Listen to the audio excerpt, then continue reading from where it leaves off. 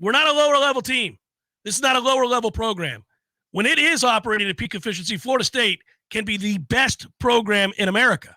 But you can't be operating at peak efficiency if you continually get told no and one of your coaches is not doing his job, not holding his end of the bargain. And again, I'm not even getting into a personality conflict or feelings or anything like that. Just look at the data. They swing and miss at linebacker all the time.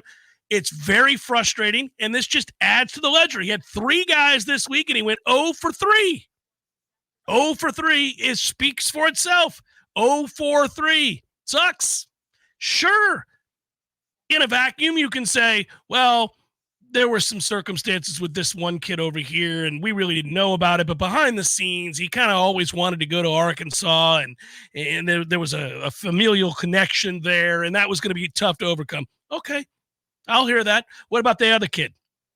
Well, you got to understand that situation, that we never really were the leader in that situation. I know he kind of warmed up, and we thought maybe, but, ultimately – He chose Miami. Okay, what about the other kid? Well, you got to understand. It's just always. Well, no, man. You do or you don't. You smoke or you get smoked.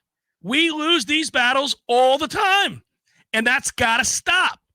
Florida State is projecting nicely right now, upwardly mobile when it comes to recruiting blue chip athletes from the high school ranks. They are getting better. That is a noted area of improvement, and it has to continue to be.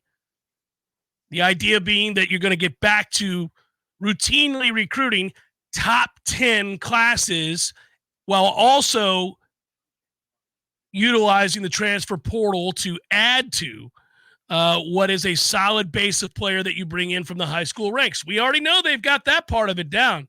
Well, they will supplement a class better than anybody in the country. And they get praised for it. We praise them for doing that.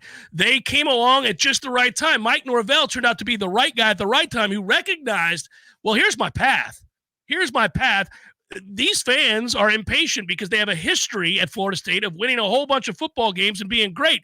And I know they're not going to be all that patient, even though I'm walking in to a really ugly situation that has seen in succession 2 coaches leave under really bad circumstances, with the program being down in a place that very, very rarely we see Florida State football existing. And so how best can I connect the dots and get this program back to winning big time and get the reinvestment in both emotionally and financially, and Florida State then becoming a destination for the best players in the country, where I won't always have to use the portal. Well, I got to win some games. How am I going to do that? Well, I'm going to use the portal. That's how I'm going to do it. And I'm going to bring them all in, and we're going to win, and we're going to win pretty quickly. And he did it. And the next step was, okay, now we don't want to rely so heavily on this at certain positions specifically, because while there may be plenty of slot wide receivers in the portal, there aren't a ton of 5-star elite big body wide receivers in the portal. We got the only one that was out there a year ago in Keelan Coleman. Good job. But most of the time when you look around, you don't see a ton of guys like that out there. That was a unique circumstance. And we see this is true on the offensive line. And we see this is true at other positions. And, man, right now we're swinging and missing a lot, period, at linebacker. And this is not going to get it done. And it's a fair criticism. And it's not a personal attack or front. And it's not just yelling to yell. That has to be better if they're going to be a consistently dominant, upper echelon, elite level, national championship caliber program, period. So that's why we're having this discussion again. Like, maybe you've just tuned in a few times. You're like, man, he hates this linebacker coach. That's not personal. I don't know Randy. We've never gone out to eat. I've never had that many conversations with Randy. I don't. That's what this is about at all. I just see the results. As I said last hour, zero-sum game in recruiting. You either get him or you don't. Either the player comes to you or he goes somewhere else. When he goes somewhere else, that program wins. You lose. That's it. And Florida State is on the wrong end of a lot of these decisions. Let's put it that way. Not over yet. Modern world of recruiting is a very strange one.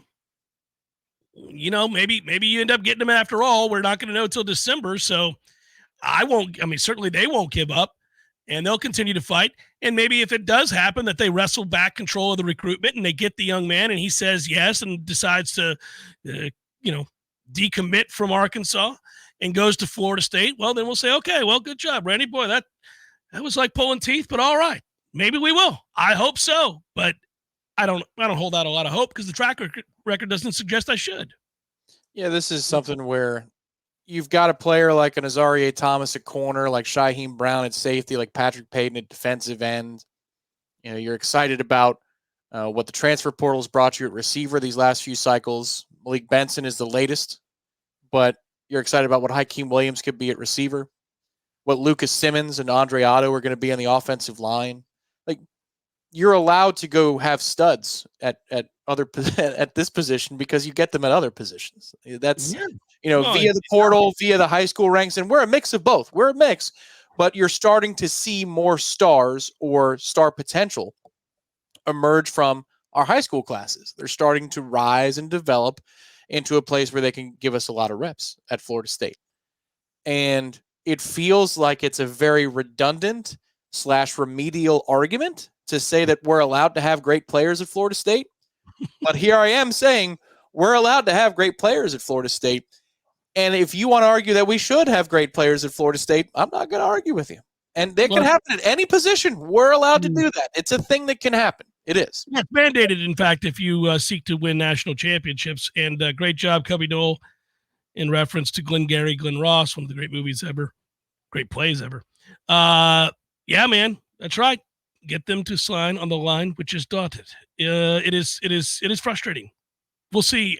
It's just another moment where you go, and it's funny too because we've had this very conversation numerous times, and I got tired of hearing myself, like, because I do it with the guys on Seminole Headlines, and Tom, you hear me frequently on this subject. And so after a while, when I'd go back with a critical ear and say, okay, well, I need to do better at this, or I need to do better at that, or maybe we should talk about this more, or whatever it might be, I kept hearing me bring this up to the point where I was like, man, I'm tired of hearing me bitch about Randy and linebackers. I should probably just let it lie for now until some new information comes to light. Yeah. He's allowed to help you talk about it less. That would be the way I'd phrase it.